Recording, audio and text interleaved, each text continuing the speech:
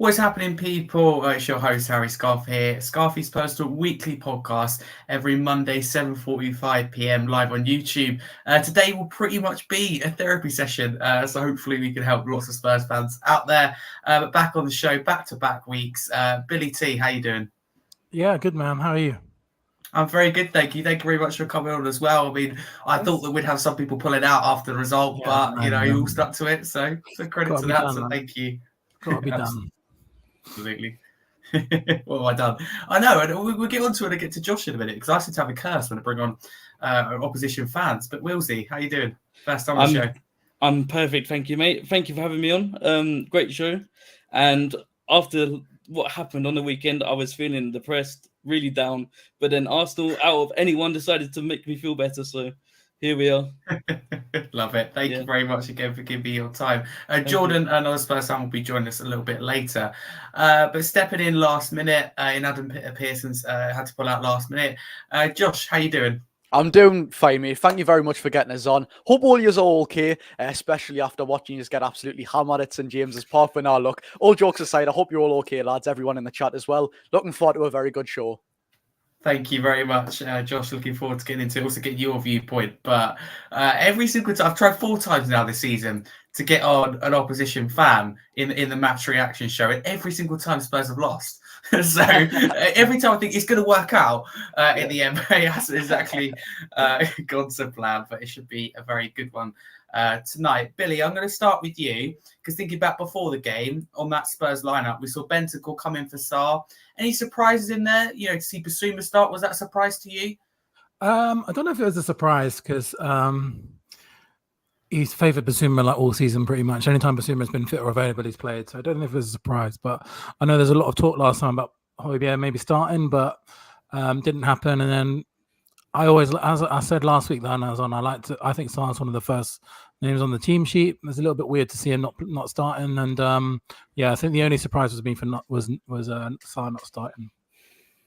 Yeah, no, absolutely. I think a lot of Spurs fans will be in agreement with you on that. Wheelsy, how do you feel about that starting 11? Obviously, at the time, now it's easy to go, oh, that was wrong. But at the time, what do you think of it?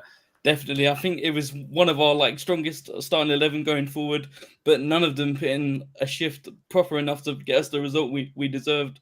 So it was just a collective disaster, if I'm honest. But there's not much else we could have put forward, to be honest. I think the subs, there wasn't enough subs being made during the game, and it just went wrong, completely wrong. So it certainly did. We'll definitely be getting into it. Don't worry about that. Josh, I want to know your thoughts on that Newcastle lineup. Because for me anyway, it wasn't what I expected. We saw Harvey Barnes come in. We saw Murphy also in that team, but obviously part of that back line, as we soon found out. Is there any surprises in there to you? What were your thoughts at the time? To be honest, mate, it's not more or less being surprised what team's actually going to be fielded because we're just getting these injuries week in, week out, honestly. Yeah. I think some teams have actually got to credit us now for how well we're playing with. Nick Pope's been out for a number of months. We've had Sven Botman out with an ACL injury. His replacement comes in, Jamal Lascelles. He's out with an ACL injury. Honestly, you couldn't write our luck. Tonali with a gambling suspension. That could even be extended, But look, I wasn't kind of surprised. I mean, our third choice right back went to centre-back. Jacob Murphy went to right-back when, of course, naturally he is a right-winger, but he didn't do a bad job at right-back whatsoever. I think we kind of dropped into a 3-back, went into more midfield. But do you know what it was? I was surprised with what it was, but we couldn't have really fielded anything else. So at the same time, it's a complete weird situation going on. I can't really explain. Just these injuries are having such a weird effect on Newcastle at the minute. Yeah, absolutely. We all know that. I think there's been a lot of injuries throughout the league, but one thing that is consistent reoccurrence is Newcastle with injuries, and also their length of them is a lot longer than others. We see Niggles and players out for 3-4 weeks, but Newcastle talking 6-7 months with your Botmans, Lascelles. So it does seem to be a consistent thing. Wheelsy, I'm going to come back to you because before getting into the game itself, before there was any goals, Werner had 2 big chances, one probably bigger than the other.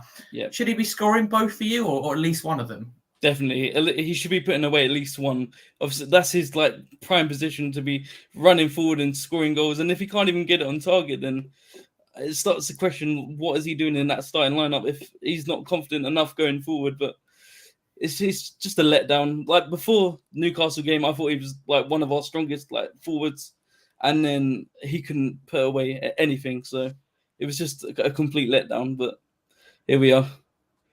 Here we are, exactly. We scored no goals, and he has not any time done that this season. I think Fulham was one of the only times as well. But Billy, are you feeling the same in terms of Werner's both chances? Should we be taking one of them, or is it a bit critical to say that he should be scoring them?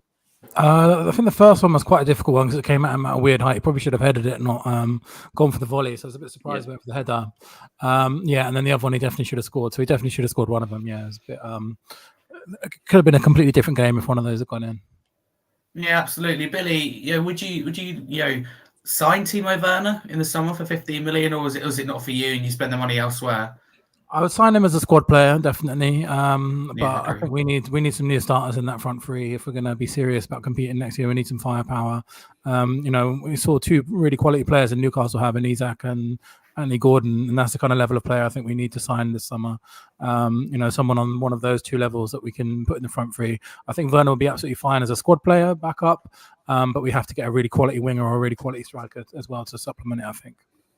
Yeah, absolutely. Wheelsy, how do you feel with Timo Werner and signing him permanently in the summer? Or was it not for you? Was it always a stopgap? As I said previously, before the Newcastle game, he looked very strong going forward. He linked up with the front three very confidently. He had a very good connection with Johnson, crossing along the wing. But as we saw, he just isn't good enough, and should just contemplate what he needs to do going forward when making summer signings, and whether he should be a buy option or whether we should just send him back to Leipzig, because I'm not sure he's what we need at the minute. But time will tell. Yeah, absolutely. Time will tell. That Spurs podcast says live on YouTube that nothing we haven't seen from Werner already. The bloke just isn't good enough, and what a waste of a squad player would be next season. So that is his opinion. So you do get involved if you are listening live on YouTube with your thoughts on Timo Werner. But Josh, I'll move to you next because Newcastle took the lead in the 30th minute where Van der Ven slips. It was a great finish, I think, by Alexander Isak. Do you think it's a case of it's a really good move by Newcastle, or it's poor from Spurs, or is it a bit of both? Do you know what it is? I noticed quite a few times yesterday, maybe not identically with that first goal, but certainly for one of them, it's kind of been the same for Newcastle this season with Spurs. It's just one pass off Bruno and it goes straight through your midfield and your defence. Bang, one shot off Isak and it's a goal for Newcastle. So I was quite underwhelmed by Spurs, actually. Of course, I done a match preview on my channel. I was speaking about the likes of Pedro Porro, Udogie, who's been fantastic this season, Van der Ven, who had a Hall of Shame performance, but he's been superb this season. So I didn't kind of know what Spurs actually rocked up to St James's Park. Of course, we all know the unbelievably high line he's all play with. I think James Maddison kind of summed it up very, very well in his conference, his sort of press conference after the match, so to speak. He said that, of course, with that high line that he's playing, Newcastle just absolutely smashed it down the middle. Of course, Isak gets that first goal. The momentum swallows the Tottenham players. We'll go and get the next one, and it just looks like all the heads went down. So I do believe it's sort of a bit of a brilliance from Newcastle. At the same time, I think Spurs kind of just crumbled all around in that game. Mate. I think your system just completely went out the window after that second goal came through. It was kind of a little bit of a repeat of what happened at St James last season as well. Absolutely. I don't think actually it was that far off, and obviously we'll get into it later why I do think that, but thank you very much, Josh. But Billy, from a Spurs point of view, because obviously I do think it is a good move, and from Newcastle, an excellent finish by Isak. Don't want to take anything away from that. But have we got to do better defensively from you? Is it poor from Romero in terms of his positioning? Can Van der Ven do better? Obviously slips. I think Van der Ven is just really unlucky. Like anyone, there's not really much you can do about slipping. It happens to everyone sometimes, and I think it's just unlucky. It's just, and the fact that happened twice in one game is insane, really.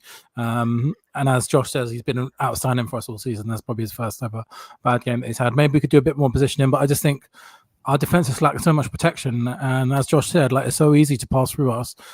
Just take one ball over the top, as we saw for the third goal, or one ball from Bruno, and they're through on goal, and that's got to be done. That's something that's got to be done about that. And I think we're getting no protection from the six at all. There's no protection for our defense, and that's why if you've got players like Anthony Gordon or Isak running through, they're going to be in trouble. Absolutely, and welcoming onto the show, Jordan. How you doing, mate? I'm good, man. I'm good. I wish I could have came on after a better performance, but we are here. I'm happy to be here, and thank you for having me on. No, thank you very much for coming on. You can blame me for that, for booking you, and also you can blame me for getting like another opposition fan on, because every time it happens we lose. So I think I've got a lot of questions that need to be answered. Jordan, I'll put a question instantly to you, because where we're at is the first Newcastle goal.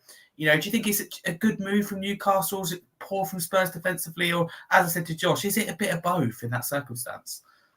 There's obviously a bit of both. The individual skill from Isak was class. Like, if the ball falls to any other striker who doesn't really have that much, he's not that good with his feet, then we probably would have got away with it. But the fact that it fell to Isak, he done Van de Ven. He did slip, but he did do him as well.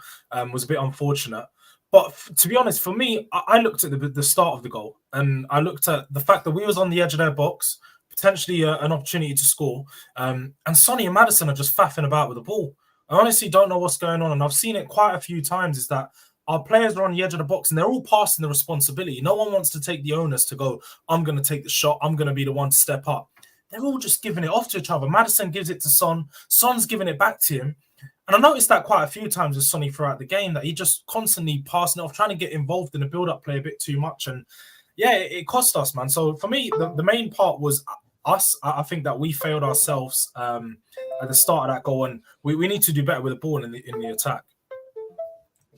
Yeah, absolutely. I completely agree. Thank you very much, Jordan. And Wheelsy, you know, Newcastle got their second in, you know, pretty much 90 seconds later, if that, with Van de Ven slips again. This time Gordon scores. An absolute disaster, Ryan. Again, have we got to do better defensively? Because I think it's poor from Vicario. I think it's poor from Porro. What do you reckon? Yeah, absolutely. Poor from everyone. But I've been thinking this whole season, Van de Ven has been one of our strongest players, if not the strongest player in the squad. He's rapid. He knows what he's doing half the time. But Newcastle just showed everyone the complete opposite of what he should have been. And I saw a lot of stuff on Twitter of everyone just like slewing him from one game. Like, you can't just base someone's performance just on one game, whereas they've been like playing really good for the past 28, 29 games from the season. So it's just, he shouldn't have slipped, but if these things happen, you know, and it just cost us the game. But they shouldn't be ripping into him like that. What I saw on Twitter, it's just, it's not good for football. I put it on to Rio Ferdinand, because prior to the game, he done a whole piece on about how good Van de Ven's been, how great he's been all season, how fast he is, and the jinx just had to kick in. And then it just went to, exactly. Yeah. Again, I think I'm blamed for this, because I think Friday night I made a video on Van de Ven, just how good he's been, and I was like, yeah, this guy's got to be, you know, one of the signings of the season. And again, I've done it too early. I think the Fulham game, I can't remember who I'd done it with again, and then they made a mistake. So I think, you know, we've all learnt by now. Rio Ferdinand might learn his lesson. I think he's learning with Man United already. Don't speak too soon. Very, very important.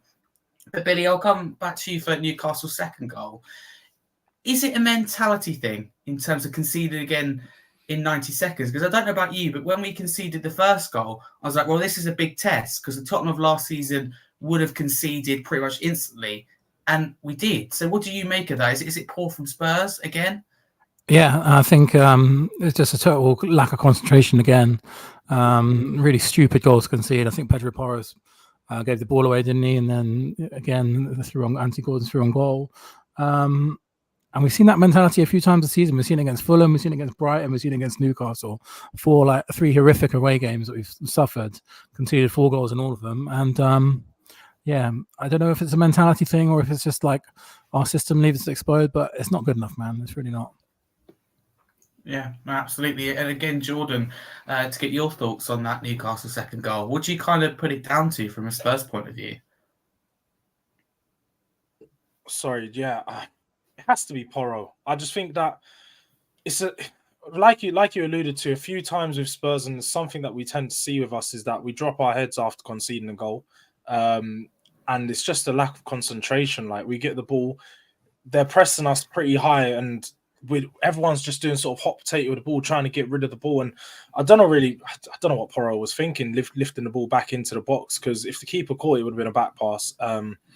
He's putting the defenders in a vulnerable position, so you can't really blame Van de Ven or Romero. But Porro it was just a really poor decision making, honestly. Yeah, no, absolutely. 100%. Josh, I'll come to you in terms of the Newcastle second goal. What was your thoughts at the time that ball obviously hit the back of the net? You scored 90 seconds before. Did you see it coming from a Newcastle point of view? Do you know what it is, mate? To be fair, before the game, I wasn't confident at all. Like I said, there's these players who's been on fantastic form from Spurs. Already mentioned that back line. Even the likes of Maddison, who we were meant to sign, Heung-min's son. You know, Brennan Johnson, even he scored. I think he scored 3 goals in his past fair few games. You know, these are very, very good players. Ange Postecoglou's been doing a fantastic job. I thought you were going to come to St James. I even said in my matchday vlog, you were going to beat with 2-0. I mean, that wasn't the case. But that second goal, I was kind of shocked. I was thinking, what's going on with Spurs? Yeah, obviously after I'd celebrated and all that sort of stuff. But for me, in that Spurs perspective, I think George summed it up pretty well there. You can't, I know I'd not to sort of blow our own horn here, but in St James's Park, when the crowd's absolutely bouncing after that first goal, if you kick off and you are playing hot potato, you're not concentrating properly, the mentality isn't there, that crowd's getting on you, you know, the pressing every single pass that you do, you're basically trying to score an own goal there, do you know what I mean? You can't do that at St James's Park. I'm not trying to be cocky or anything, but when the atmosphere is building on you that much, it's not what I would have expected from Spurs, really. It's not what I expected at all. But yes, I think Pedro Porro was certainly at fault there as well, but it was more of a team mentality thing, in my opinion, mate.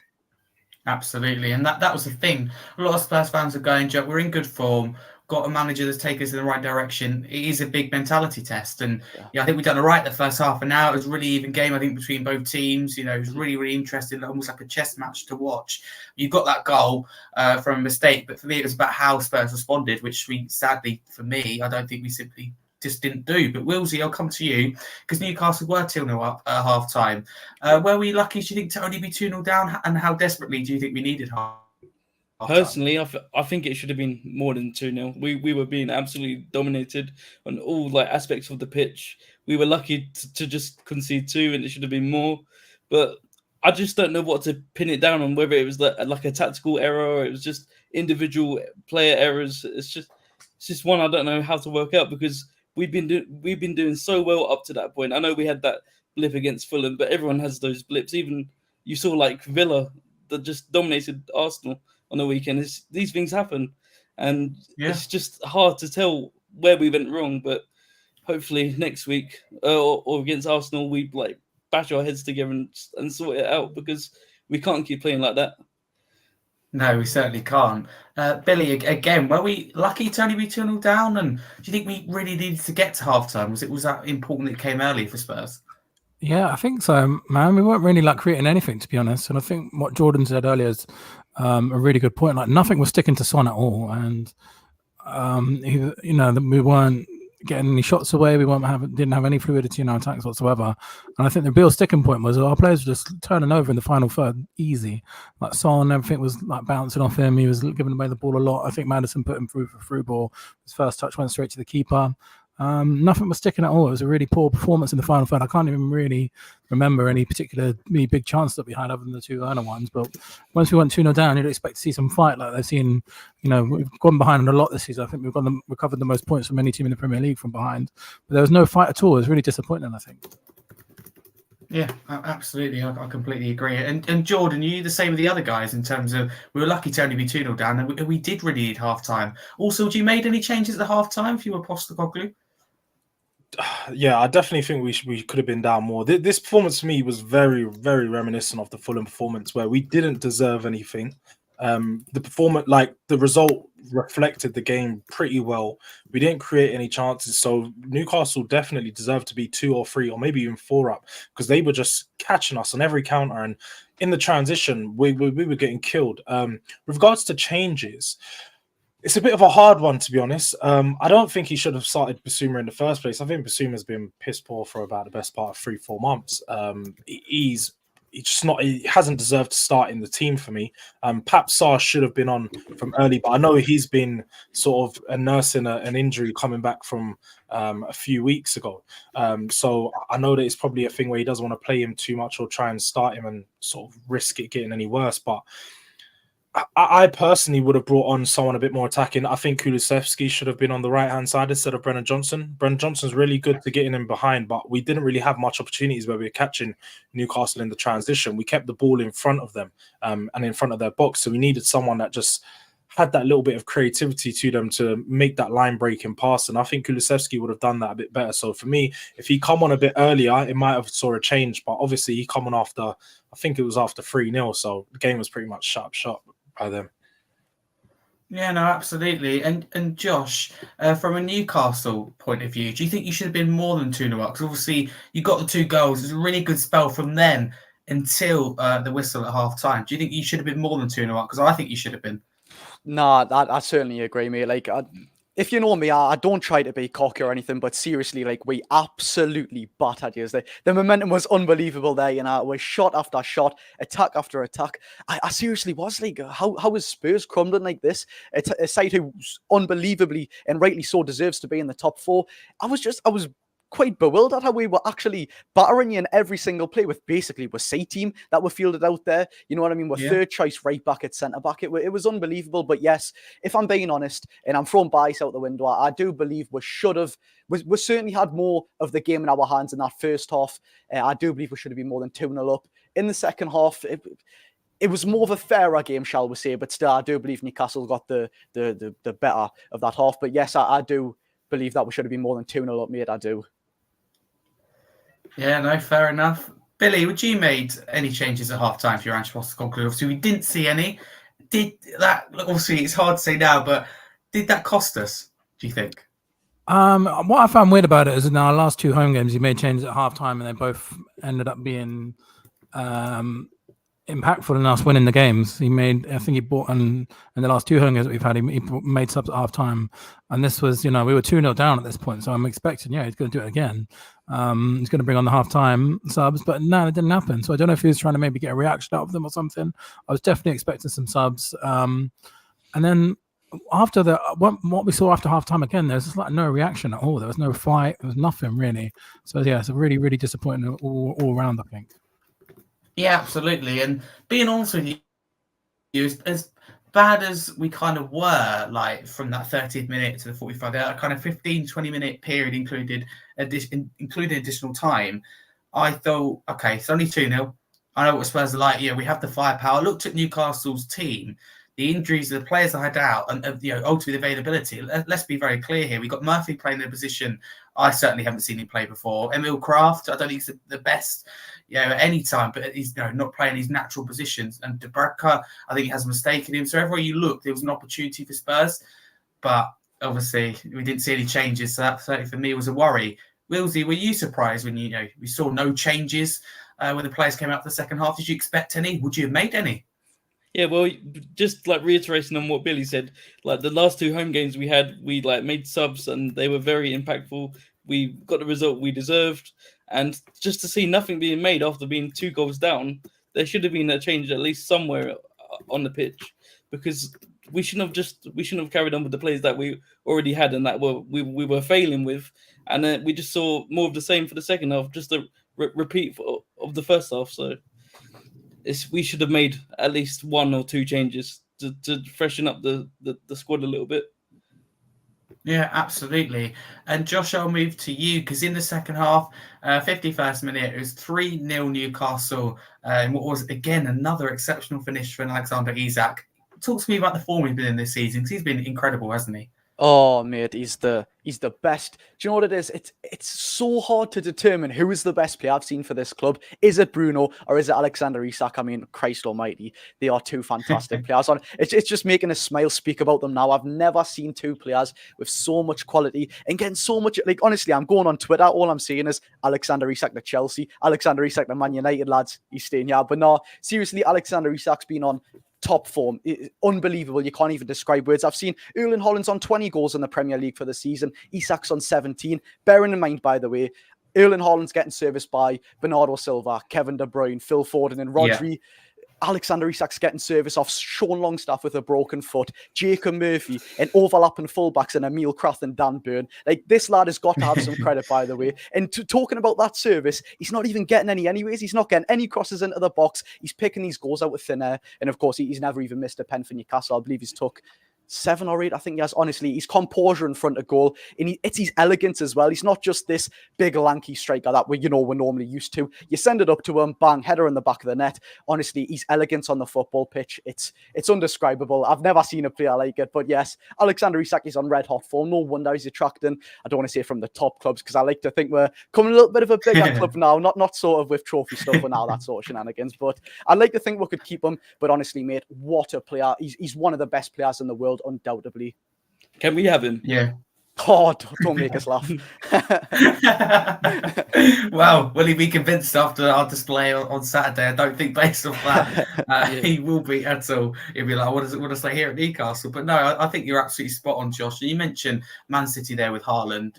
Without disrespecting Haaland, let's be very clear here. You put Alexander Isak in this City team, he would have scored more goals than Haaland has already, because Haaland relies on a service. Not saying there's anything wrong with that, but if the service doesn't happen, like we see that game at the Etihad where Arsenal go and get a draw, for example, there was simply Arsenal stopped the service to Haaland, so Haaland was non-existent in the game, whereas Isak creates his own chances, because the way that kind of Newcastle played, where they kind of soaked up the pressure and then went, I didn't feel like that in terms of the scoreline or anything. Was, if you look at the stats in terms of Newcastle, stayed behind the ball, kept their shape really well, but Isak, really, really clinical, created his own chances.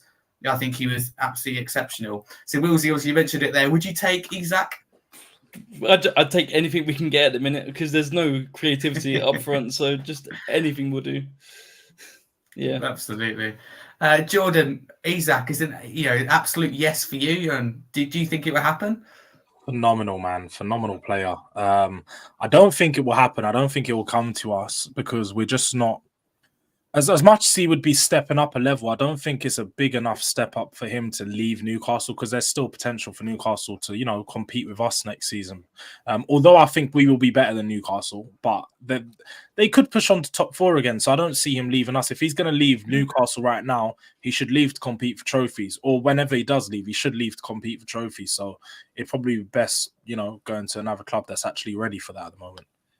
Absolutely. If I'm being totally honest and put my Spurs bias to the side, and let's say I was a Newcastle player tomorrow, I would be leaving there anytime soon in terms of the feel around St James's Park. They're delivering with big games, and ultimately I think where they are, and we will get onto that a bit later, Josh, I think it's been very good with the players you've had out, the setback of Europe and juggling all the competitions, to even be talking about Newcastle potentially playing Europa League football, maybe even Champions League football somehow. 5th place comes to England, etc. You just never know with how the season pans out. It's been a crazy season, so I think Newcastle have done very well. But Billy, talk to me about Alexander Isak. Just how good has he been, and what would he look like in this Spurs team?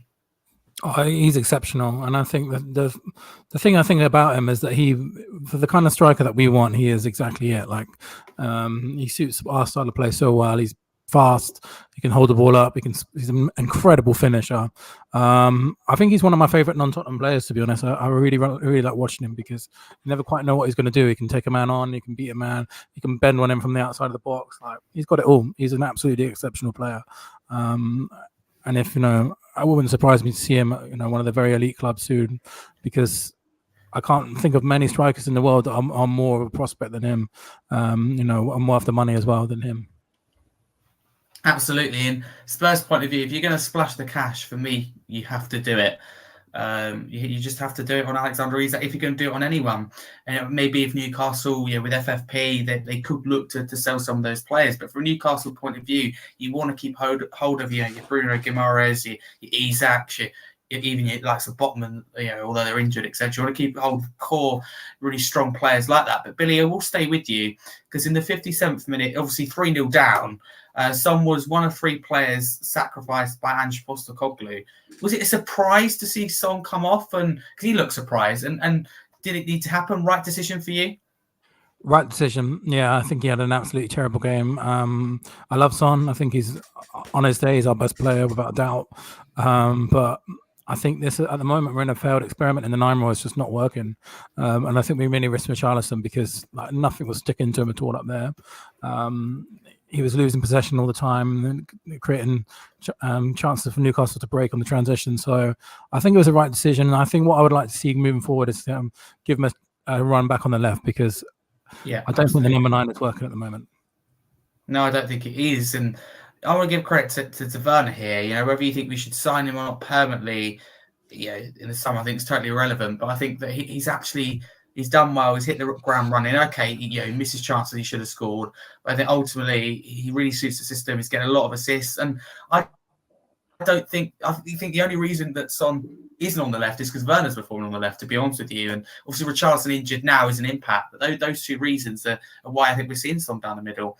So Wheelsy, were you surprised to see Son almost taken off sacrifice, if you like, in the 57th minute?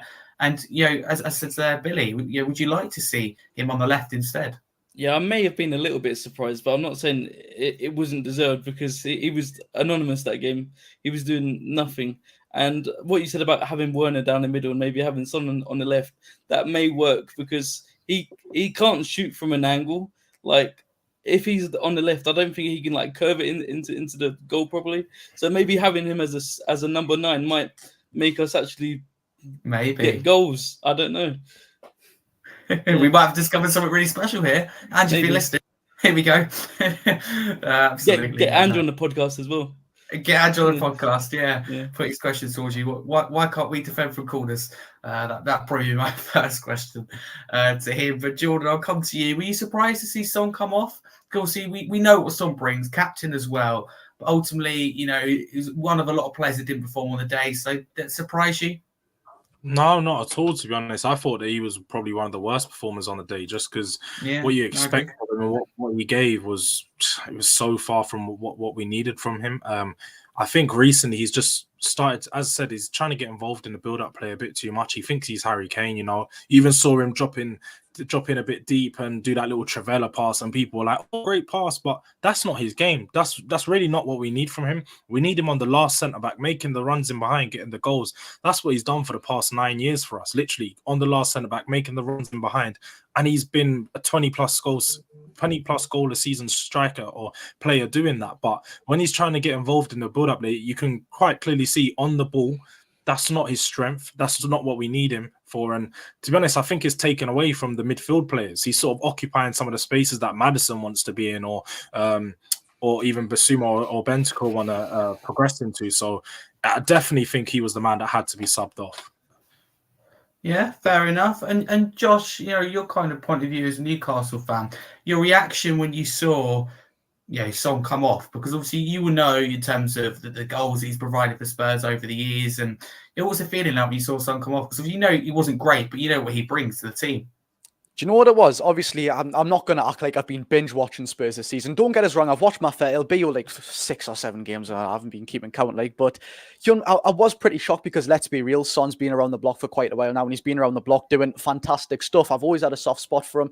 So with these players, I don't know why he was. Of course, he didn't have the greatest game whatsoever. Wasn't really productive. Had his chances with Maddison. I know you spoke about before. They were kind of just faffing on around the box, just 1-2 for no reason. No real end product there. I was kind of surprised though, because Heung-min Son is that player, kind of like Alexander Isak. If he gets that chance, he's scoring it, no matter where it comes from, no matter if it's the luckiest chance in the world. One of your midfielders flicks it through, Heung-min Son, especially against Dubravka as our second choice goalkeeper. 99% of the time, he is going to put that away. So I was kind of, I felt pretty relieved. Top player coming off. I can't exactly remember who replaced him. I know Kulusevski came on, but was that not for Brennan Johnson? I can't exactly remember. Yeah, Son was one of 3 players that were sacrificed. I will quickly bring it up here, because I know that he obviously wasn't the only one that came off, and he was one of 3. And like the guys have said, I wasn't surprised to kind of see, if you like, him brought off, but it's what Son brings even when he's not at his best. So some would say, you keep him on the pitch for that reason. But bringing it up here, Basuma came off. But Basuma came off, Bentancur came off, and Son came off. But Kulusevski replaced Son. Yeah, Kula was his kind of replacement. Yeah. Obviously, he played on the right, so they did move positions kind of a little bit. But Josh, I will stay with you because in the 87th minute, what I think was really the cherry on top for Newcastle, finally, score from a corner. Been coming all game, let's face it. Fabian Schär scores what was ultimately an unmarked header. Spurs just couldn't deal with the corners all afternoon, could we? Do you know what it is? Obviously, I don't know, apart from that highlight that he's very famous for, I'm not exactly aware of your tactical setup, but I've just got to ask, just from an outsider looking in, what on earth are you doing on corners? Like, I'm seeing Dan Burn get marked by Brennan Johnson in the likes of who was, I can't exactly remember, but somebody was marking. So Celso, I think, at one point. Somebody was marking Fabian Shaw, who was like half the size. I'm thinking, like, that's not a tactical setup whatsoever. It's common sense, you know. You put your big players against your big players. I was just thinking, what's going on here?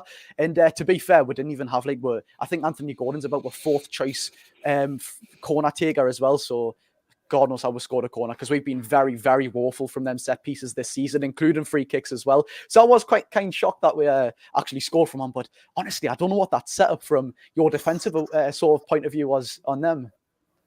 I think, to be honest with you, Josh, Spurs fans have been trying to figure it out all year, ever since like Christmas. We've been trying to work it out, going, how do we deal with this? And to us, it seems obvious, but we seem like we don't seem to work on things. And we had, we'll come to you actually, Jordan, because we heard Eric Dyer.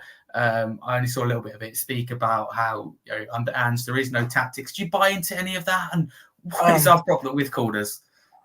Yeah, no. First of all, with what Eric Dyer said, I actually watched the full overlap interview. He didn't really say there's no tactics. He said Ange doesn't really focus on the tactical work as much as Conte did, because Conte was pure tactical work, and he just likes to implement his style of play, and he believes that if you play his style of play, that it's going to work. I do think that's definitely an issue, because defensively, you can see that tactically we're just not prepared for some transitions, and we need to defend better and sort of positionally. Some of the players aren't positionally aware as they need to be on the transition. They get dragged out of positions far too easy. But on the defensive side of corners, it's as simple as like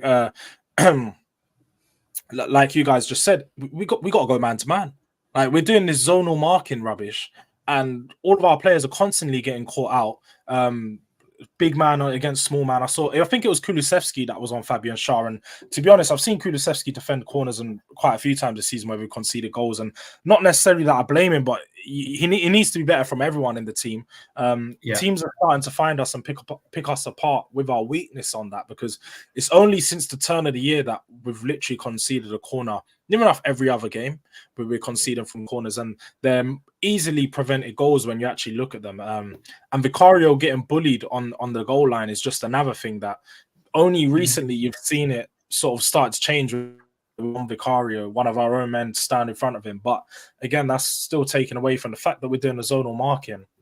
We're getting bullied. We're getting bullied on defensive corners. Yeah, exactly. I think you're spot on. And people like Mark in the chat on YouTube, saying like, how is no one protecting Vicario? But what I found interesting, and I hadn't taken note of it before, because I don't think it's something that anyone really looks for. But with set pieces, every corner there was like a Newcastle player. There was a different Spurs player marking every time. Like, and I've just gone back and briefly watched the highlights here again on the spot, in terms of like using Dan Burn as an example. There's Kulusevski on him there. The next one's the Celso. Then the next one's Basuma. So there's not like, in terms of, I always, maybe it's just me, but you envision when a manager sets up for the game that you have, until obviously they come off, players like you sign a player to a certain role from someone with a set piece. But what it looks like here is that it's left to the players to sort out who goes where. So, Wheelsy, what do you make of that? Do you buy into anything that Eric Dyer said in the week? I'm not too sure, if I'm honest. Like, with the defense, it's just hit and miss half of the time. I don't really know what else to make of it, because it's just, it wasn't good enough. It really wasn't good enough. No, it's just as simple as that. Do you have a kind of solution, Wheelsy, to the problem? Obviously, none of us are experts here, but what would you do? Would you scrap like zonal marking for you? I have no idea, because we don't take advantage when we have offensive corners. We don't take advantage when we have defensive corners, and we're just all over the place with set pieces, and it's just a shambles. Don't you think that it's more of a problem, because if you look at us last season and maybe the season before, when we had forgive me if I say his name wrong, but it's like Gian Piero something. Vialli, I think. Vialli. And he was our set piece coach. We were really, really good attacking corners. I think in the Premier League we had one of the highest goal scoring on offensively, and defensively we rarely conceded. So I definitely think it's. I'm hearing Ryan Mason's doing the defensive side of the set pieces. It's definitely an issue there. We've obviously not got an expert on it, and we're getting shown up. and it shows. Yeah, we probably need to hire like a new set piece coach in the summer or something. Something needs to be done, but right now it's just not good enough. Especially if we're trying to challenge for Europe, we're just not strong enough in them areas. Yeah, absolutely. Whatever you think of Conte, and I don't necessarily think fondly of him, and obviously in the end wanted him gone.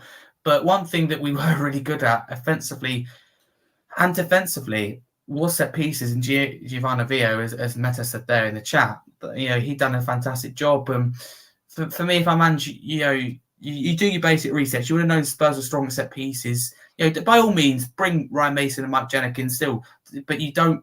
For me, you don't get rid of Giovanni Vio. But Billy, I want to get your thoughts on this comment from Meta Football TV in the live YouTube chat. Who says, if our players can't even have the common sense to follow their mark, how do you expect them to protect our own keeper in Vicario?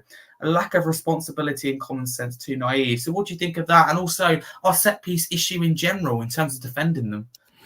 It's really, really poor. And you're right, there's no organisation back there whatsoever.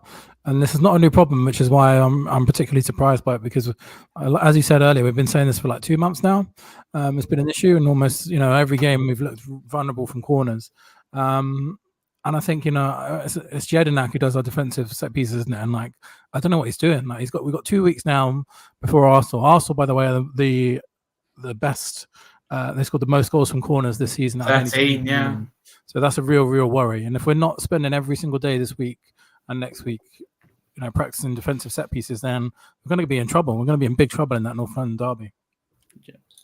Yeah, I absolutely think we will be, and that is ultimately going to be the big test. I mean, we've got, it was 14 days, it's about 13, 12 days until our next game. That's enough time to work on tactics, because I mean, there's been 2 games this season where I almost felt like we've lost our way and a bit of identity, and they were Fulham and Newcastle. In terms of there was no composure for the team, we looked absolutely lost. And ultimately, for me, and your top manager like your Pep Guardiola, your Mourinho's will tell you this. We talk about complete contrast in style and tactics, management, if you like, there. But they all tell you that regardless of how you play, defensively, attackingly, possession, counter-attack, set pieces, still is and always will be a very key part of the game. And ultimately can win football matches. Arsenal will be very good this year, but sometimes they won't game by set pieces. Sometimes, City have when they haven't been at their best. It's just about getting the job done. But Josh, I want to come to you because full time it was 4-0 Newcastle. Putting kind of Newcastle bias aside, I'm going to ask the same question to the other guys, but in Spurs' point of view. Do you think it was a case of you were very good, or that we just didn't turn up? Or again, is it one of those where it's a bit of both? Do you know what it is, mate? That's a very sour question with us fans, because all over the media, every time we play out of our skins, it's always this team didn't play great. No, do you know what it is? It certainly is both. Newcastle were unbelievable in that game. And yet again, I know I'm sounding a bit like a broken record now, but you've got to take into context that team there. It was dreadful on paper. Let's be real. That lineup, it should have been Sven Botman instead of our third choice right back. It should have been Kieran Trippier instead of Jacob Murphy. Do you know what I mean? It's Sandro Tonali instead of Sean Longstaff. The list goes on.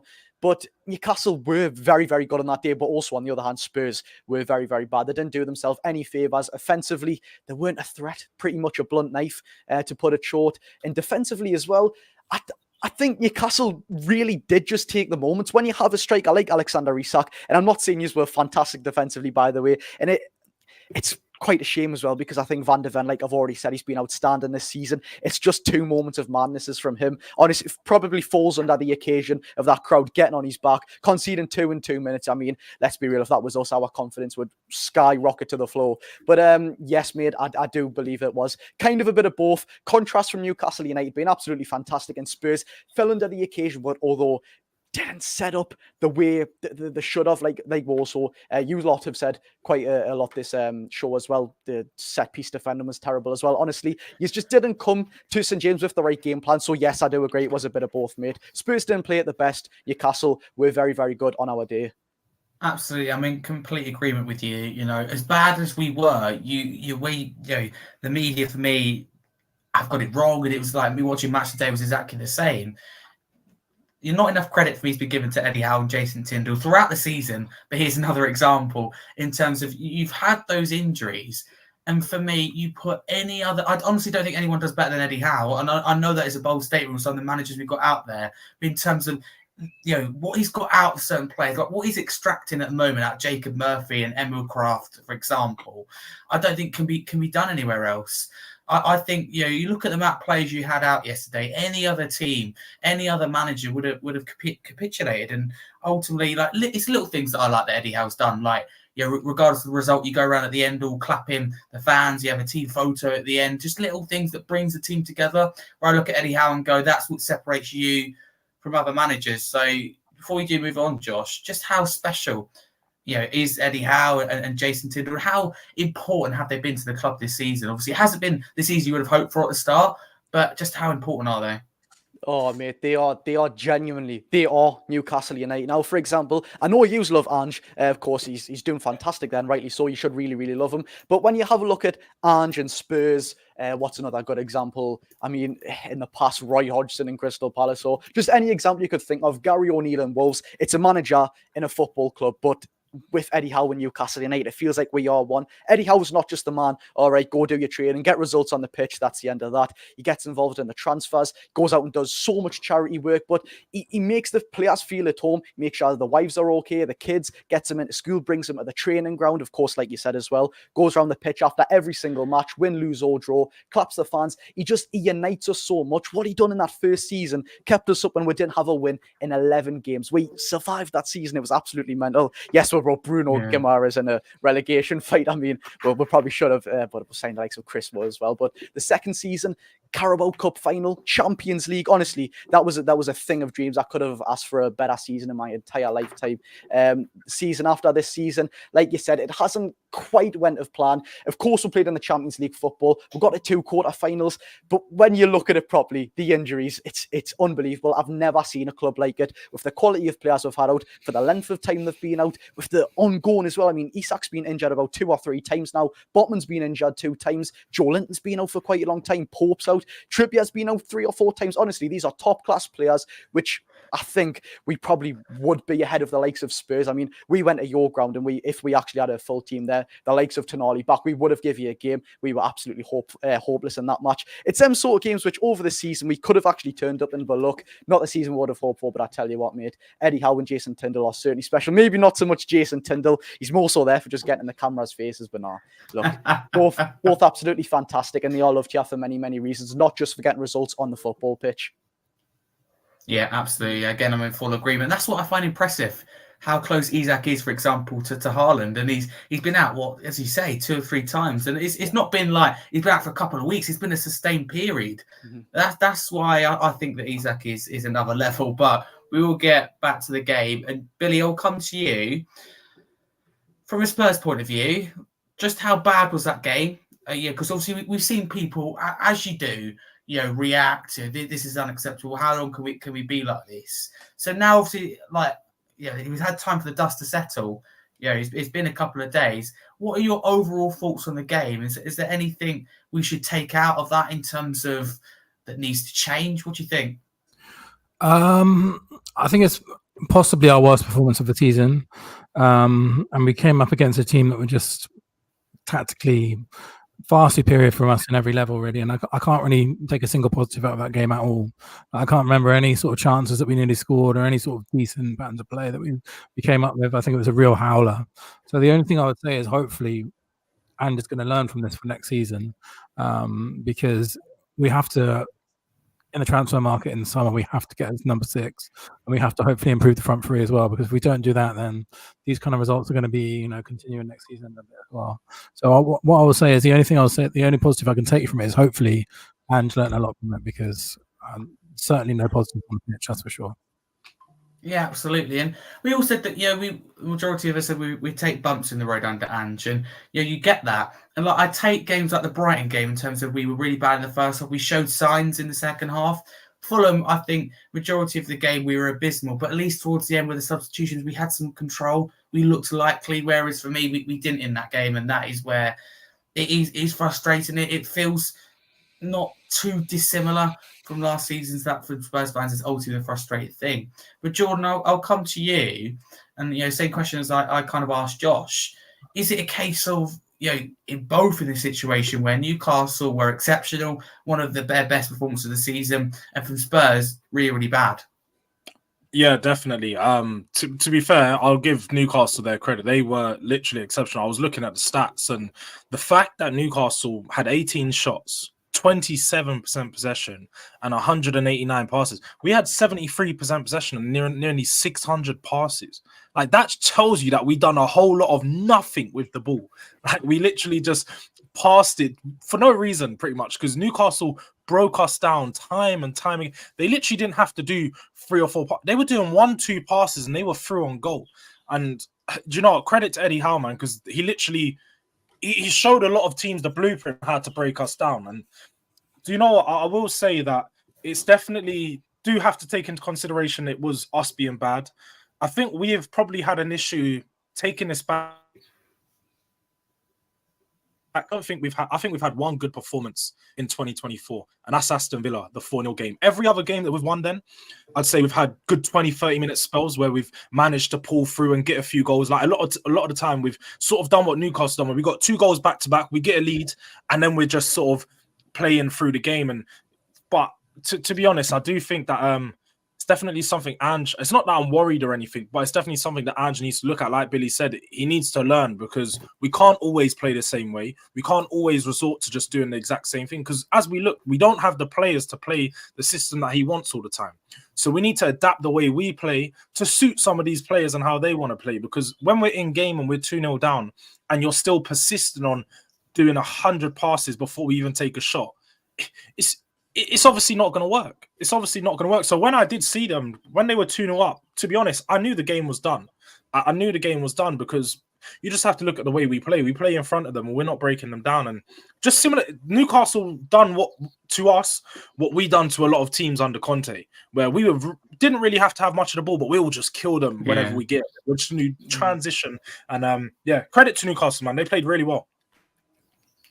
They certainly did, absolutely. And it was a case of, for me, in a way, back to the drawing board for Spurs. You've got some time. And I don't like it when there's a gap between games, but in this situation, maybe it's a positive. But Ange can sit down and debrief. Look, boys, you've done really well. You bought into the system. However, we need to fix this, etc. So we'll see. What do you think Ange, needs to take out of that Newcastle game in particular? So I think for you that stood out and when that's unacceptable, we can't see that again. Because obviously you've got that period for the North London derby. Yeah. What do you want to see happen in training? Personally, I think we need to just come to a realization that possession doesn't win games. We was pinging it about the pitch, like left, right, and centre, and we had nothing to show for it. So I think we just need to take our chances when they're given to us, and even if it's just outside the box, just have a shot.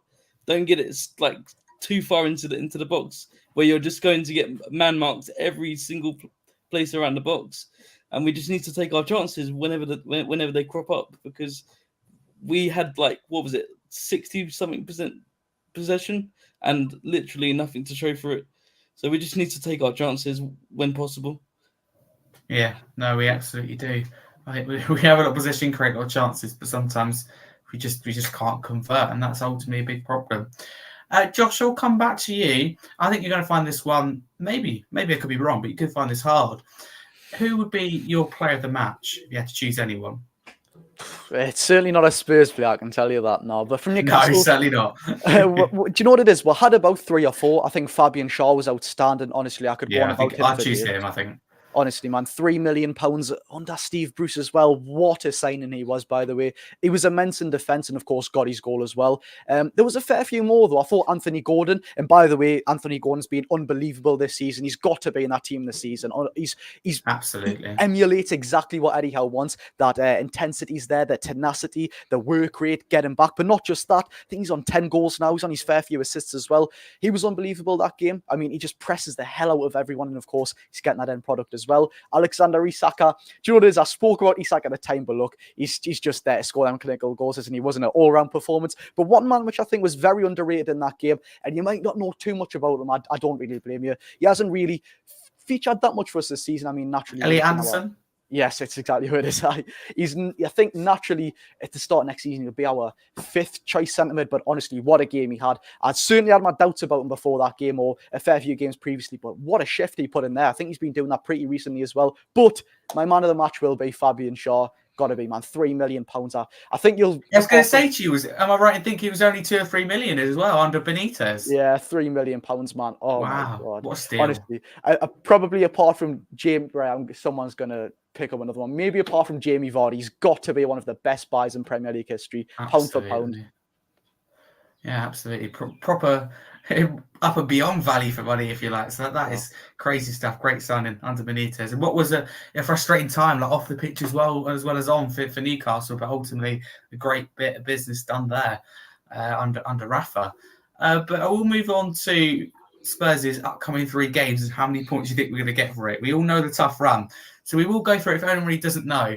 For Spurs, our next 3 Premier League games, there's 9 points available. They are Arsenal at home, Chelsea away, and Liverpool away. That's Arsenal at home, Chelsea away, then Liverpool away. So I'm going to go around in no particular order and ask how many points we're going to get for you. Jordan, I'll start with you first. I'll be honest, I don't even know what to say. Like, even seeing Chelsea now, I've looked at a few of Palmer's. He's just got a hat trick in 30 minutes. He's just got a hat trick against Everton in the first half. It's nuts. Like, he's playing out of his skin. So, like, that was one of the games I was going to say, you know what, 3 points at Chelsea, even though we don't win at the Bridge. I thought Chelsea are horrible, but the way Cole Palmer's playing at the moment, I don't know. I can't be so confident about that. Do you know what? It's so hard. I'm going to go with 4 points because I don't see us losing all 3. I see us walking away with a win in one of them and then a draw in another. And I think we're going to beat Arsenal, draw against Chelsea, and lose to Liverpool. That's how I think it's probably going to play out. I'll take that. As long as we beat Arsenal, honestly, I'm all right. Yeah, absolutely. I don't think any of us. Well, I was going to say, I don't think any of us would have given us a chance to get anything at Anfield. But if Crystal Palace can do it, and the week that Liverpool have had, who knows? And look at Arsenal after Villa. Are they going to capitulate? Like, it'll be funny, no disrespect, but the old Arsenal would have done. Or will they come back even stronger?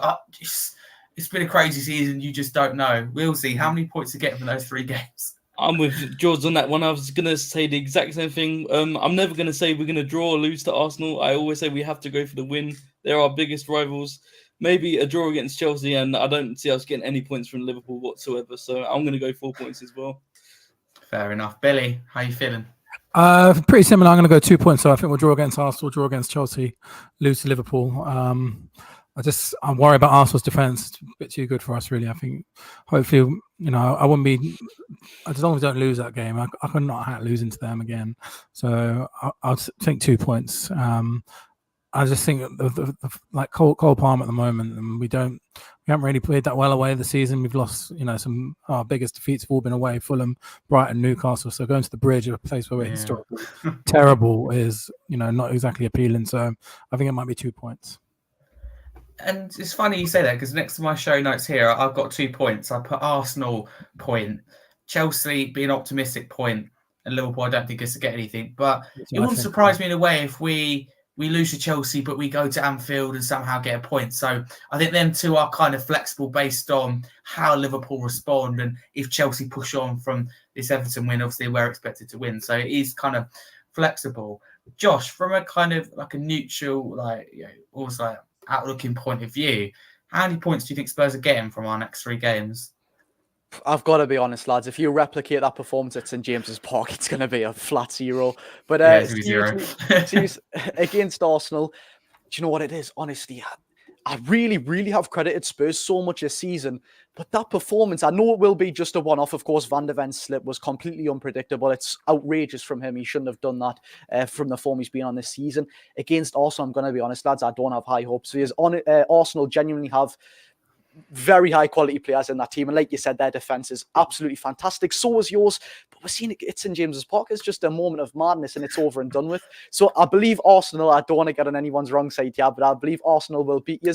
Stamford Bridge, I don't think any of you have predicted this yet, but I believe you will beat Chelsea. I mean, you've got 2 fantastic fullbacks there in Udogie and Pedro Porro. Of course, Cole Palmer is pretty much, even though they've got hundreds of millions of pounds of players there, Cole Palmer is pretty much the only real danger in that team. I believe if you actually get your midfield to give you some defensive sort of cover, because I haven't seen that from Spurs this season.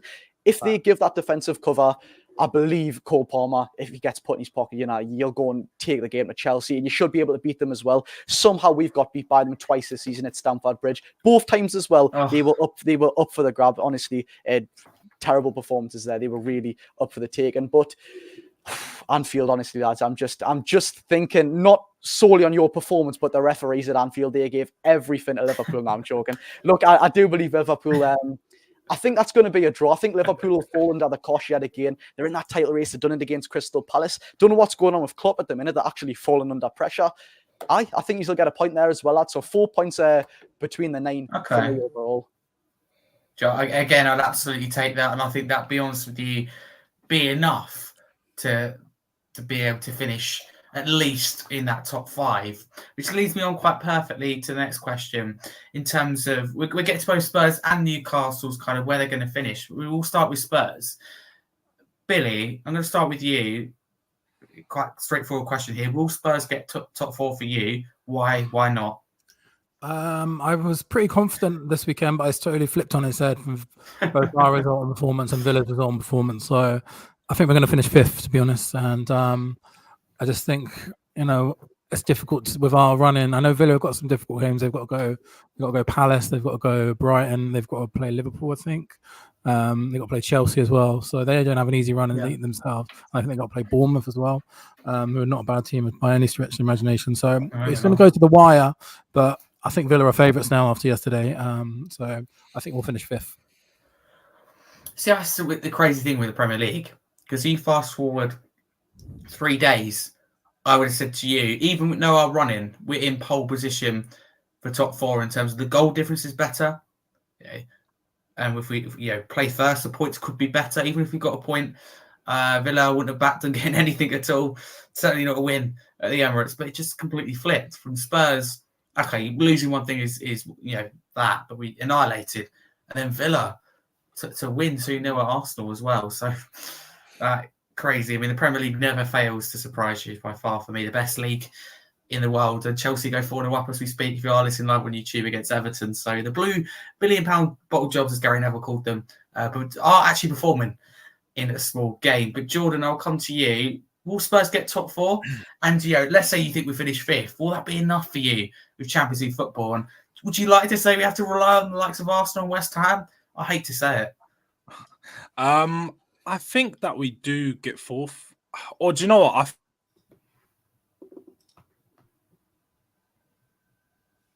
was down to pretty confident prior to this. I was pretty confident prior to the last game, obviously with Villa picking up points against Arsenal. But Villa are very up and down, similar to us. Like, they've conceded a lot of goals like us. I expect them to drop points. But obviously, it just depends how we do in our games. We're obviously in control of our own destiny because we have the game in hand and we are 3 points behind. So if we win more games than them, then we go above them. But I wouldn't let me just say I wouldn't be surprised to finish 5th. Let's just say that. I think it'll be very, very tight. It might be only a point that separates us. And if we do finish 5th, it's really not that bad. Like, even if we do miss out on Champions League, again, it's really not that bad. This team's obviously not ready to compete, to do anything special in the Champions League as of yet. So if we're going there to compete and just be a team and just be a participation trophy, it doesn't really matter if we miss out on Champions League that much. It's his first season. We're not going to win Champions League next year. So maybe it's like we need another year in Europe, like Europa League, to just get ready for Champions League. So yeah, it's really not that bad if we do. No, fair enough. And we'll see. Will we get top 4? Do we deserve it after Saturday? So if you asked me last week, would we get top 4? I'd say yes, absolutely. But after what I saw this weekend, I'm not so sure now. But even if we do get 5th, like the pundits and the bookies had us like mid-table right at the start of the season. Yeah. So what I think Ange has done with the squad right now, we've overachieved, in my opinion. We've got got results over big teams, and we've produced results when needed. I know we've had some bad spells, but as in general, I think we've done pretty well for Ange's first season. And if Levy backs him in the summer, I don't see how it could get any worse. No, fair enough. And let's not forget that sorry, just laughing at a comment now on the YouTube chat, but just to be clear, bookies, as you said, had as favourites to finish in that bottom half. But when Harry Kane left, there was people, honestly, like Spurs, some Spurs fans, the general football fans, putting money on Spurs to go down, and that seems laughable now. But at the time, because the statistics are there last season, without Harry Kane's goals, assists, or any involvement like in goals, a goal contribution, if you like, would have been 17th. Of course, you would have had another player to replace him. But that is worrying when you look at that, and we would have survived on goal difference. That is just how we relied on one player. And we don't now. Like I think Porro was like 15th, 16th goal scorer, for example, when he scored in our last match against Forest. So that is, I think, impressive stuff. But Josh, again, looking at it from Newcastle point of view, do you think Spurs will get top four? And if it is fifth, is that still a good season in terms of where the expectations were at the summer? If I'm going to be honest, mate, I think you will finish fifth. I don't know what it is. It's just, I'm not trying to have a dig at you yet again. I just believe Spurs have got this. It's a bit like Newcastle as well. I'm not going to disclude us from this conversation. We've both got this sort of thing around where in them cup finals or them big games or going towards the end of the season, going for top four, we just seem to crumble, fall under pressure. I don't believe you will do. I think Aston Villa, especially turning up, 2-0 away at the Emirates, that's unbelievable to do that. They've got that mentality, although they got battered by us at Villa Park somehow. They have got that mentality to turn up in them big games and actually give out a good performance. Unai Emery's been doing a fantastic job for them. So I believe that's what will be the difference between Spurs and Aston Villa, mentality side of it. You've got a very hard run in as well. You've got to realise that. I mean, them next three games, even though you have mentioned 1, 3, 4 points you have been saying, it is a very, very hard run in Aston Villa. Although it's not the easiest, I still have got some hard opponents in there. But I will say, you will finish fifth. I don't believe us or Man United will catch you whatsoever. No, I've seen some of our fans say, you're going to lose your next 3 games. We're going to win our next 3 and we're going to catch yous up. I mean, we've done too much harm to ourselves in the middle of the season. That's never going to happen. But yes, I believe you'll finish fifth. And Aston Villa will finish fourth. Okay, thank you. You led me on perfectly to my next point that is for you, Josh, in terms of what is the aim for Newcastle this season. Is it top 6? And again, let's say you finish 6th. How big would that be considering, fast forward to when we last played you and beat you 4-1 earlier on the season? Top 6 didn't even seem thinkable at that point. So what would top 6 look like for Newcastle? Top 6 would be absolutely unbelievable. Even before the start of the season, before all them injuries, the Tonali suspension and all that sort of stuff, I said, while we were in Champions League and the Carabao Cup, I said if we got Conference League, I'd be happy with that. My team was on the brink of relegation the season prior to that one. Conference League, I would have took every day of the week just to have them European away days for the fans, going to different countries and experience it all. Because let's be real, we've barely had that over the past decade of it. One random season with Alan Pardew. But 6, Europa League with everything taken into context. And by the way, this is a season I'll never ever stop bragging about with all the circumstances we've been put under. It's honestly an unbelievable sort of achievement. I don't think I'll ever let Eddie Howe live for that one. But yes, 6 would be unbelievable for Newcastle United. Europa League, it is still a very credible competition as well, of course. Absolutely. Liverpool's in there. You've got your Bayer Leverkusen's in there, who I believe will absolutely smash that tournament, your West Ham's. But yes, 6 would be absolutely unbelievable for Newcastle United. Absolutely. I completely agree with you. And I think that I think you'll close the gap from now to the end of the season, like on us. And Aston Villa, actually, I think both, but in particular us. So I think we'll finish 5th ourselves. But I think that the damage has been done for Newcastle, not really their fault in terms of but it's one of those when you go, if you hold on for 3 points, against Everton, then just maybe 2 more points on the board. Goal difference a little bit more healthier. It's just one of those things. I do think it is too little, too late. Yeah. Because, like you say, we expected to win the next 3 games in a way, but it doesn't mean you will. And they probably not expect to go to Man United to get a result, probably win there. Palace expect to win. It always happens like that in football. It's not going to be what we expect. So it wouldn't surprise you one bit if Spurs go to Anfield and get 3 points, but lose to Sheffield United, or relegate Sheffield United on the last day of the season. Nothing will surprise me more, to be honest with you. So sometimes that is just football. But I want to move on to the Spurs women's team, who I think deserve a very special mention, who made it to Wembley, Robert Villeman's side, making history. They will face Man United, I think, in May. So, Billy, did you see the game? And if so, what did you think of it? Yeah, I did watch the game. I watched it on BBC Two. I should have gone to the Yeah. stadium. I'll definitely go to the final in Wembley for sure. Absolutely. And yeah, really, really good. It's really they came from behind, didn't they, and they scored right at the end of the game, and that header. Yeah, really, really good. And I also watched the other semi-final, Man United Chelsea, and I think the fact that Chelsea lost that is massive for us, because I don't think we'd have any chance on earth of beating Chelsea, who are probably the best women's team in the country, if not Europe at the moment. So that's who knows what might happen in the final. Yeah, really, really good achievement, and really, really, really, really happy for them. Absolutely. I think it's a really spirited performance by Robert and his side, in terms of, we went behind early in the 12th minute. Yeah, we kept fighting. And myself was like, for example, using the player as an example, attacker in Naz. And I was like, why is she still on the pitch? 3 or 4 big chances that just weren't converted. But at the end of the day, he keeps her on and capitalize on a Leicester mistake, deep into normal time, I think 83rd, 84th minute. And scores ultimately. So that's why he knows what he's doing as a top manager, Rob. I think that there's traits, I think, as well, similar traits to the men's team in terms of play out from the back, really exciting to watch. But Wheelsy, did you see the game, and what do you make of it? Are you proud?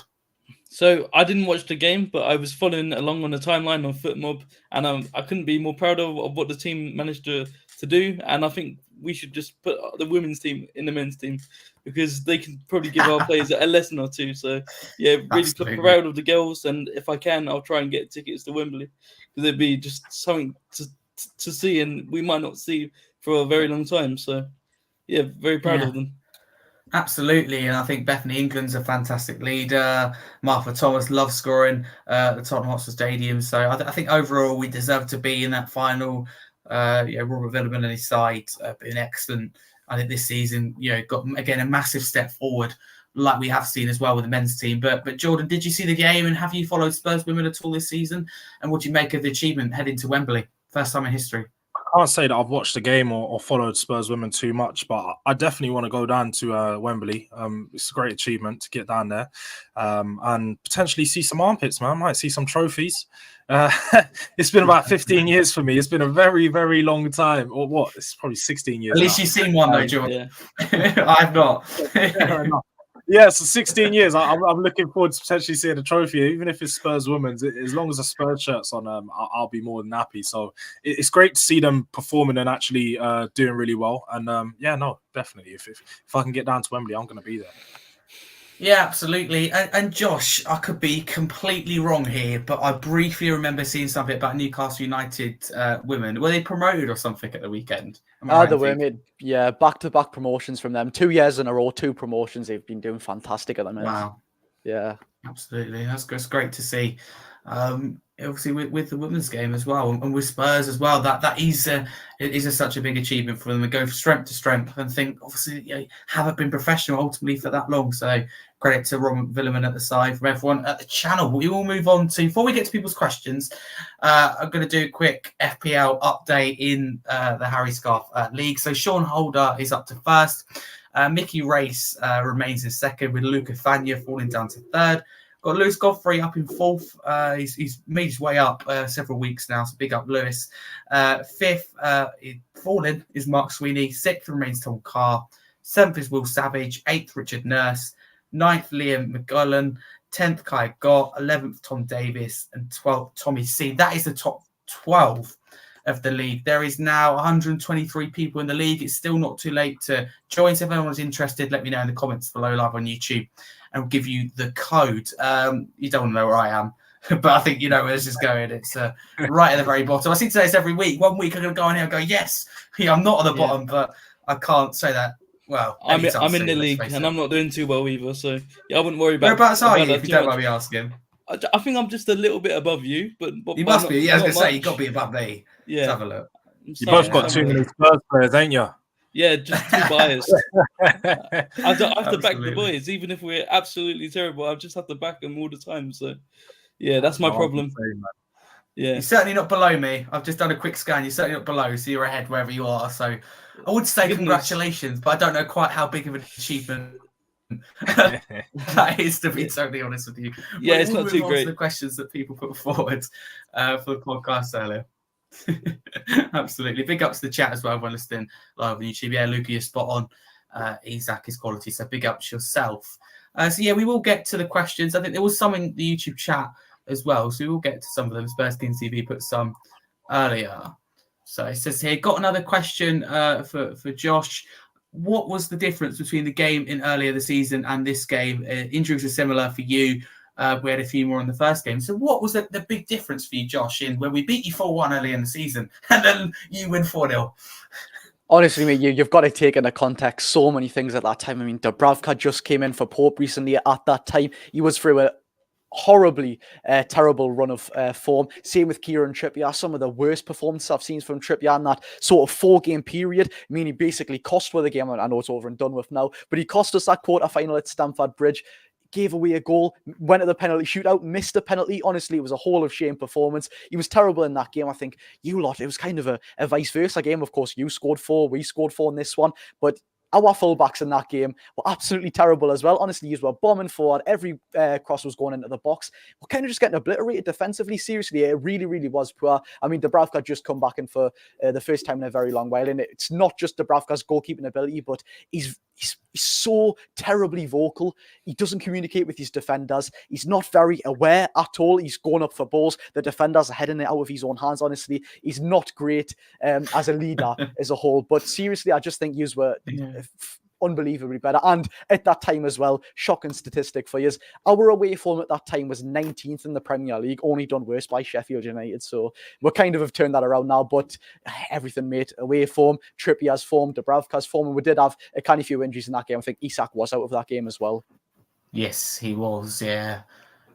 So you did have obviously a few maybe the quantity may be the same, but players like Isak, they do make absolute massive difference. But in terms of mentality and the feel around the club, it's a lot better than it was going into that other game where I think you were still tired from the Champions League, etc. Yeah.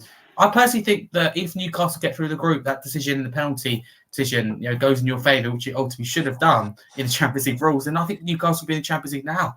To be honest with you, I think we'd be talking about them in it now. So before we do move on, how frustrating is that in terms of, obviously, it's fantastic to play all those good teams, but you should have gone through based on performances and even results. Do I seriously have to talk about that, Harry?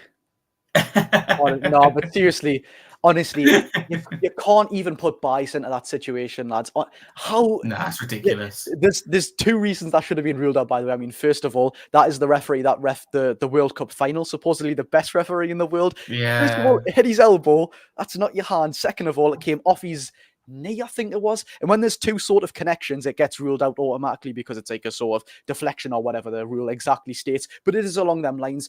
Honestly, man, it's written in the stars. Like, it actually bewilders me how it genuinely is corruption. Like, do you know what I mean? I know we unbelievably sat back in that game. We, of course, you get a goal away at the Parc des Princes, you are going to sit back. We didn't have the quality to give them the game. The likes of Kylian Mbappe, although we absolutely slaughtered them at St James's Park. But mate, honestly, what a terrible decision. And that, I'll never, ever forget it. If we get Paris Saint-Germain in the Champions League next time, we've got to obliterate them 8-0. Oof, 8-0. Come back to that. Who knows? You just don't know with football. But no, ultimately, that's the quickest apology I've ever seen. The whistle went and the apology was out like boom, like that. They had it ready. No. They knew it was the wrong decision. But ultimately, I don't put it, with the on-field referee. I put it with VAR for making him go to the monitor because, he still has the chance to choose the decision, but they're putting the pressure on him. And PSG players, like Mbappe, waving the cards and in his face. So ultimately, if we're going to blame anyone, PSG players are way over the top. And, we see like in the Premier League, for example, don't see it as much now, but last season, you get so many players surrounding a referee. There's a punishment, there's a fine. There's a lot of PSG players there. Manager was on the pitch at one point as well. It was all a bit crazy. But no, there's a lot of pressure put on that on-field referee. And if he doesn't change his decision, it's a headline. And it's, at the end of the day, maybe just with the home crowd as well, to make sure we get out of the ground safely. There's a lot of things that could have come into consideration. But ultimately, for me, he was put in a position he shouldn't have been put in. Yeah, and that's 2 points gone. If I would just like to add something to that as well, of course, I know you lot won't know. I mean, it's a Champions League game between Newcastle and Paris Saint-Germain. If you watched it, fair enough. But I know it might not have been of you. Yeah, it might not have been if your complete interest, of course, it's not your football club playing. But if you actually noticed in the last minutes of that game, there's 4 or 5 times Ousmane Dembele and Kylian Mbappe, actually, they didn't go for any shot on goal. They tried to flick the ball up in Newcastle players' hands. 4 or 5 times that happened consecutively. Honestly, it stinks from the core how corrupt that game was. How can it go from, 3-4 officials in a VAR room and the best referee in the world who've done the World Cup final? Not only is it an elbow, straight away it's out. It's an elbow. End of discussion. You don't need to get a fantastic lifestyle and get paid hundreds of grand a week to be a referee to make that call. But not only that, it's another deflection as well. Like, honestly, I'll never ever forget that decision, lads. It's disgraceful, man. It still gets one of me the worst, I think, ever. It's got to be, mate. It's got to be. It's got to be up there. Thank you very much, Josh, though, for your input on that. Sorry to remind you of that, but, since you reminded us of the game last season, I've got to remind you of that. Fair enough. Get you back on that one. But, Billy, I'll give the next question to you from Spurs Kings TV. It will be Marlon, so big up Marlon, despite some of your deluded comments. He says, who would do better with injuries at both clubs? Ange Postecoglou or Eddie Howe? So what are you thinking? I think that's a difficult one to answer because they're at very different stages there. Eddie Howe's been at Newcastle a lot longer than Ange Postecoglou's been at Tottenham, so it's a difficult question to answer. I think what Eddie has done this season with injuries has been exceptional. So it's hard to imagine any manager doing much better than that. So just on the experience of this season alone, you've got to go Eddie at this stage. But I think at the moment we're at a phase where we're just at the beginning of a rebuild, first season into a rebuild. Newcastle a couple into there, so it's different horses, different courses. But I think what Eddie has done this season with injuries is insane, to be honest. Absolutely. Jordan, I'll give the next question to you. It asked from Basse, so I hope you said your name right, is a listener from Sweden. So big up to him. He said, I made a simulation about a prediction and he wants to know the thoughts on it. So he's just given me a table here, so we're going to have a look. This is how he's predicted the top 6, 7 is going to pan out. He thinks Man City will be in first with 91 points. Arsenal is second with 89 points. Liverpool in third, also on 89, but less goal difference. Villa, he thinks, will get 4 and end up with 73 points. Spurs, 5th, 67 points. And Newcastle only a point behind, interestingly. So we think that gap's going to be reduced, significantly reduced. And then Man United with 63 points. And he's excellent table here. So what do you make of that? He obviously predicts us to lose all of our big games and just pick up a point. My bad. Let me read them out here. He says that Arsenal at home is going with 0 points. It's going with a point at Stamford Bridge. And then win against Liverpool, winning Sheffield United and Burnley, and nothing from City. Yeah. I just can't. I think I think the positions he could probably be right, but with regards to the point tallies, I don't see Arsenal winning their last 6, and I don't see Liverpool winning their last 5. I see them both dropping quite a significant amount of points. So, it might end up like that. It was a pretty good prediction, but just the point tallies, I think, will be a bit more varied. Yeah, absolutely. Wheelsy, I'll give you the next question from Barney, who says, with a big gap until you next play against Arsenal, what changes do you want to see to the starting 11? Obviously, the preview will be next Monday, but if starting 11, it's hard to think about it. It's a long time in advance. But would there be any changes for you right now? Not necessarily. I think it changes. I just think different tactics need to be placed. We need to defend better on set pieces, attack better on set pieces, and just do man marking just that little bit better. And that's what might make the difference against Arsenal in 2 weeks' time. But in terms of subs and the starting 11, I think we're fine the way we are.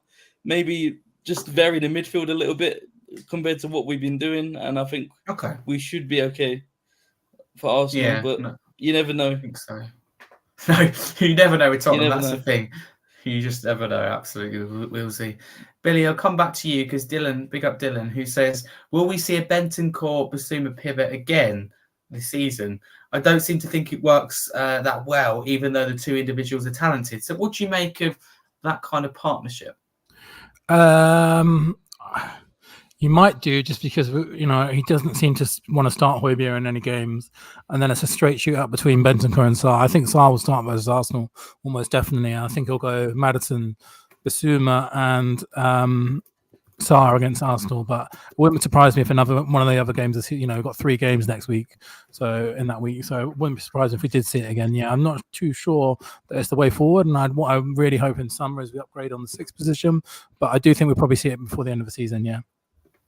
Okay, fair enough. Jordan, I know you have to jump now, so thank you very much for giving me and the guys your time this evening. Where can people find you for people who don't know? No, it was my pleasure, man. Thank you very much for having me on. It was a very good stream. Pleasure to stream with you all. And yeah, you can just catch me on the platforms here, Durag Diaries, or on TikTok and _4George on Twitter. And then apart from that, you just catch me here, there, and everywhere on most streams, pretty much all day, most days. Literally, it's my fourth stream of the day. So yeah, you'll just catch me on loads of different channels. Wow. But thank you for having me on again, Harry. And yeah, my pleasure, man. No, thank you very much for giving me your time. Have a fantastic evening. So thank you very much, Jordan. Take care. Have a good one. All the best. See you later. There we go. Next question. I'm going to give it to you, Josh. So again, from your Newcastle point of view, do you think Spurs should sign Timo Werner in the summer? This question is asked by Harry. Do you know what it is? I haven't seen too much of Timo Werner. My most fond memories of him are that time at Chelsea. I mean, he was woeful there, wasn't he? I mean, big chance after big chance he missed. But, I mean, did you say did you have like an obligation to buy with him, or like a certain clause to buy? 15 million, 1.5. Well, I mean, lads, look, obviously he's not the best player in the world, but £15 million for someone who's playing for you in the Premier League, that doesn't get chucked about anywhere nowadays. It's £30 million if you want a decent squad player, let's be real. The market's absolutely crazy, but £15 million, let's be real, he's not a world beater. He's not going to score You will certainly need a striker who is going to score goals. He's going to bag goals. Don't believe Timo Werner is that man, but £15 million, if he wants to, not kind of be prioritised and just is sort of set up, you can't go wrong, can you? No, I don't think you can, exactly. Whether you think he's going to be a regular starter or a squad player, and I kind of banged the drum ever since he came in and annoyed a lot of people for it in terms of we should sign Timo Werner. But not for 1 minute, as Billy says, do I think he's going to be a regular starter? But the way I look at it, and it's not me defending the board again or anything like that, but it's for me, I look at it, 15 million for a player of his experience, of his versatility, on even his caliber. Okay, he's not scoring goals, but I think it can be worked on. The assists that he brings to the team, I think he perfectly suits the system. And it's just an option to come off the bench. I just think you can't turn that down. But Wheelsy, I'll give you the second part to Harry's question. So big up to Harry on X. Class name, if I may say so myself. But he says, should the regular midfield be Bentancur, Sarr and Maddison for you? Creativity wise, I think yes. Højbjerg on his day is very decent, but he lacks the pace to what do you call it? Duplicate the attacking football Andrew's looking for. And so I think in the summer we should definitely look into like expanding the depth in the midfield. But for now, I think Bentancur, Basuma and Maddison are solid midfielders, but they just need good support around them, in the defense, in the attack, just everyone working together, and I think with the midfield we have, we're decent. We just need to just do better results. Yeah. We certainly do need to do better results. If only it was as simple as that. Come on, let's get better results. Oh, do you know what? The world will be such a better place. I know. So I completely agree with you. I think you're absolutely spot on with that. Billy, I'll give you the last question. It's from Thomas Holson. He's a regular listener now, so big up, Thomas, even if it is afterwards. And it's quite a horrible question in a way, and it's really hard. Who was our best player on Saturday? If you had to choose one, he personally goes to Rodrigo Bentancur. God dear. It's a difficult one. I struggle to remember. I struggle to remember a single positive in that whole game. Yeah. It's probably either between Bentancur and Brennan Johnson. I thought at least was trying to make things happen up front, and he wasn't giving the ball away like Werner and Son were. So I'll go with Bentancur as well. I don't think. I mean, it's a much of a muchness. I thought everyone was pretty terrible already. In fact, you know what? I'm going to go Emerson Royale just because it's the first time I've seen it. And I'll go for my guy. So vibes. That's my man of the match. Vibes he didn't do too much wrong. He didn't do too much wrong. I honestly couldn't choose one, and that is quite a sad thing. If I had to choose, maybe a doggy, because I didn't see much in the game. Honestly, it's that sad in terms of he didn't make a mistake. You know what was really weird at the beginning? Maddison had he started really well, didn't he, Maddison? Yeah. And he put one on for Werner, that chance of Werner. He did this classic Maddison twist, which he did against Saka and for England the other day. He put one on a plate for Werner and he missed it. So the first 20 minutes, definitely Maddison, I would say. I actually think Maddison looks okay, if not good. Yeah. He's getting back to his best.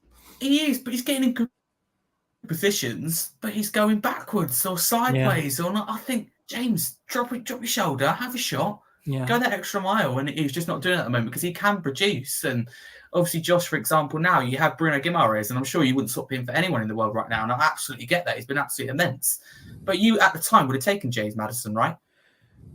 Do you know what it is? At the time, certainly. I mean, look, came from Leicester. We all know his quality there. Fantastic player, free kicks, corners. Yeah. Overall, he's a great player. But now, kind of, I know you won't pick up on this because it's your own player. You never want to see anything bad. But I've kind of noticed this little bit of arrogance with James Maddison as well when things aren't going his way. He's kind of spitting his dummy out as well. But actually, I've noticed this as well. And I don't think he's the one to kind of admit this if it is correct, so to say.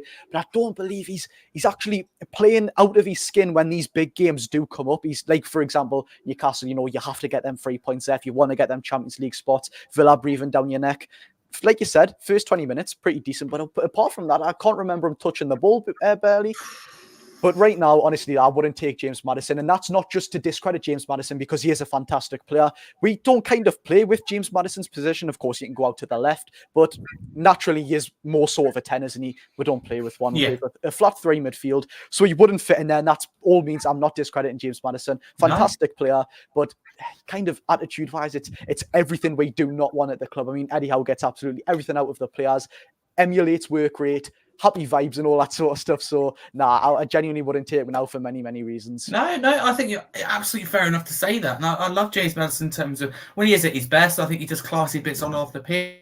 That child with Down syndrome, for example, the other day, getting the fans to get behind him, for example. So I think he's a classy person in that kind of aspect. But he gets caught up in all the what I like call nasty side, if you like, to the game in terms of the verbals and the like with Morpay, for example. Morpay ended up scoring because he's so motivated to prove a point to Maddison, so motivated to do the darts thing, so he creates problems for himself. It's like Vicario when he's doing like earlier on the season. This was in Callum Wilson's face. Yeah. Callum Wilson's not going to forget that next season. It'd be absolutely very, very keen to score against Vicario. So you have got to be very careful. And so I think I completely understand where you're coming from with that. But I think that does wrap us up nicely for today's show. So thank you, everyone, to put their questions forward.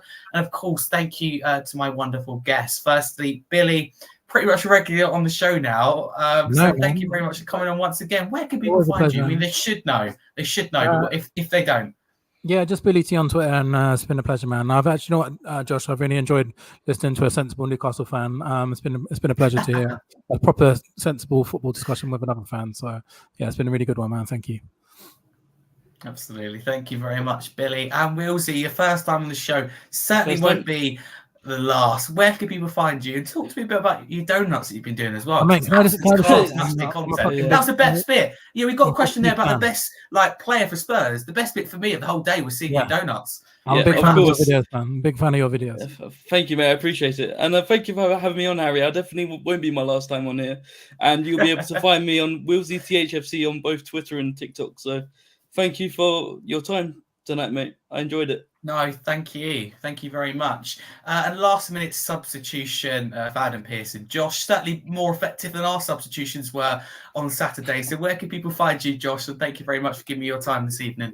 No problem, mate. It's been a pleasure. I speak to all of you as well, all three, and of course Jordan, who left. You can find us. It's just any social media. Geordie Josh. I don't want to do your head in and say on Instagram I'm _ this. Go for it. Just search up Geordie Josh on anywhere, lads. Instagram, TikTok, YouTube, all that sort of stuff. You'll see us there. Thank you very much. Yeah, and absolutely go check all these guys out. But yeah, as you say there with Josh, in terms of very knowledgeable Newcastle fan, great to have him on as a last minute result as well. But thank you very much. If you want to follow me, you can there, HarryScarf22. Most importantly, go check all these guys out on all socials. Don't forget to smash that subscribe button. The aim is to get to 2K, so that will be massively appreciated. If you are listening on a podcast platform like Spotify, Amazon Music, don't forget to give us a follow and a 5-star review. A lot of you are listening on there, so thank you very much. And massively appreciate it. For example, on YouTube, people listen to the match reaction to that Newcastle game. It's my highest viewed video ever. So I do really, really appreciate that. So thank you very much. If, like I said, if you're listening like Spotify and Amazon Music, pause the episode now and head over to YouTube, search Scarfy Spurs Talk and drop us a follow. Thank you everyone for listening, for commenting, for getting involved. You make the show special as always. But sorry, Josh, you're not going to agree with this, but up the Spurs.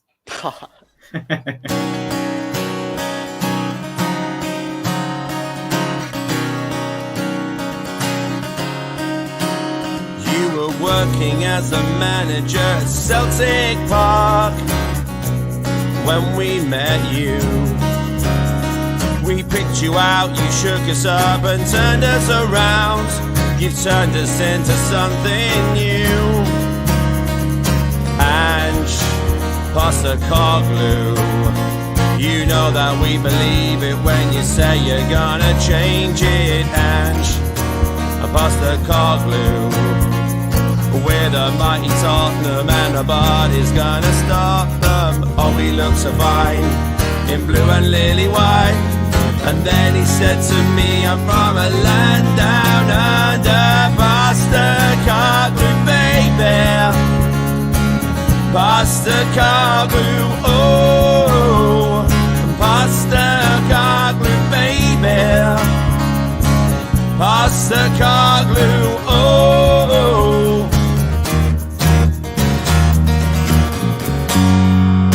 Postecoglou, baby. Postecoglou, oh. Postecoglou, baby. Postecoglou, oh.